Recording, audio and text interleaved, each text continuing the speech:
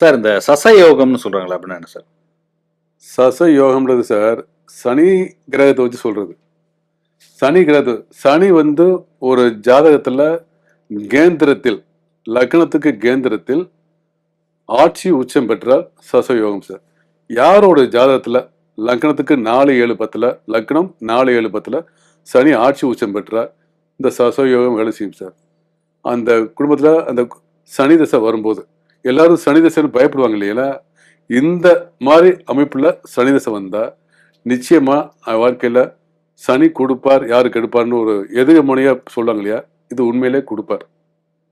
அந்த எதுகை முனை என்பது சரியா தவறான்ற கான்ட்ரோவர்சிக்கு நான் போகல.